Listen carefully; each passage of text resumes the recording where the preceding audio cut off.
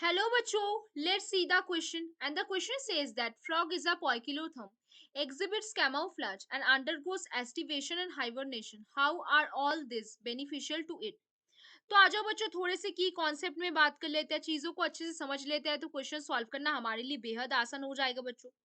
बहुत आसान हो जाएगा क्वेश्चन सॉल्व करना। तो फ्रॉग क्या होता है? फ्रॉग होता है पोइकिलोथर्म्स। फ्रॉग क्या होता है? पोइकिलोथर्म्स होते हैं। फ्रॉग क्या होते हैं? पोइकिलोथर्म्स होते हैं।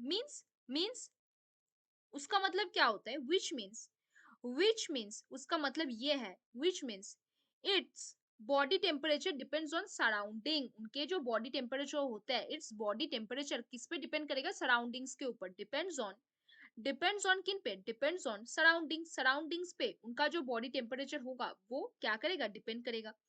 अब क्या चीज बताना चाहते हैं हम यहाँ पे? क्या चीज? दिस हेल्प्स, दिस क्या करेगा? दिस हेल्प्स इन कंजर्विंग, किसमें? एनर्जी को कंजर्व करने में। Energy in conserving energy which could have, जो कि स्पेंट हो सकता था, spent which could have been spent on regulating temperature, on regulating temperature. जैसे हम क्या करते हैं? होम्योस्टैसिस करते हैं, तो उसमें हमारे बॉडी की काफी ज्यादा एनर्जी लगता है। लेकिन जो फ्रॉग्स होते हैं वो पोइकिलोथर्म्स होते हैं और वो अपने बॉडी का टेम्परेचर सराउंडिंग्स के बेसिस पे डिसाइड करते हैं, सराउंडिंग्स के बेसिस पे बनाते हैं। तो क्या होगा? इस वजह से क्या होता है? That helps in conserving the energy which could have been spent regulating the temperature of the body, right? अब और क्या जान सकते हैं? अभी एबिलिटी क्या है? Ability to go into hibernation ability to go into hibernation and aestivation किस चीज में हेल्प करेगा? एस्टिवेशन इस चीज में हेल्प करेगा कि हाइबरनेशन पे चला जाएगा और एस्टिवेशन पे चला जाएगा, तो एनर्जी उनका लॉस होता, वो एनर्जी लॉस होने से बच जाएगा। बॉडी में एक्स्ट्रा एनर्जी मिलेगा, बॉडी का फंक्शंस वो अच्छे से रेगुलेट कर पाएगा, है कि नहीं?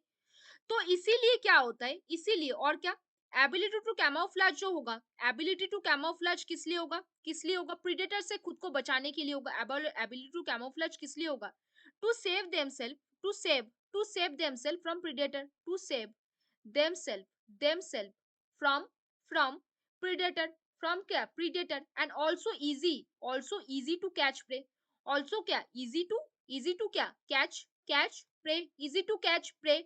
And what is the ability to go hibernation or estivation? That is because to save a lot of energy, and that basically helps in क्या? किस काम के लिए? बॉडी के मेटाबॉलिज्म के लिए। तो देखो बच्चों, आप इंपॉर्टेंट पॉइंट पे बात करते हैं। जो फ्रॉग्स होते हैं वो क्या होते हैं? पोइकिलोथर्म्स होते हैं। मतलब बॉडी के टेम्परेचर जो होता है, उस उनके बॉडी के टेम्परेचर सराउंडिंग्स के ऊपर डिपेंड करता है ना? इसके वजह से क्या होता है? बॉडी के एनर्जी को वो कंजर्व करके रखते हैं। जो एनर्जी हमारे बॉडी के टेम्परेचर को बैलेंस करने में खर्च हो जाता, उनको क्या किया जाएगा? कंजर्व कर लिया जाएगा।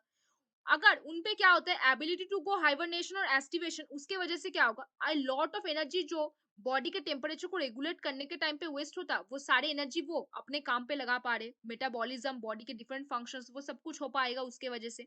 और एबिलिटी टू कैमोफ्लेज के मतलब क्या होगा? एबिलिटी टू कैमोफ्लेज में वो प्रे को भी कैच कर पाएगा इजी से, और क्या पाएगा? प्रीडेटर से भी खुद को बचा पाएगा। तो ये सारे जो इंपॉर्टेंस है वो किस में दिखता है? आपके कैमोफ्लेज में दिखता है। आपके किस में दिख सकता है? आपके हाइबरनेशन और एस्टिवेशन पे दिख सकता है। तो फ्रॉग जो पोइकिलोथर्म्स होते हैं वो कैमोफ्लेज एग्जिबिट करते हैं, कैमोफ्लेज शो करते हैं, और एस्टिवेशन और हाइबरनेशन भी शो करते हैं। तो इनका क्या क्या बेनिफिशियल फंक्शंस है वो तो आपको दिख गया बच्चों। तो hope you understand the question very well. Best of luck बच्चों।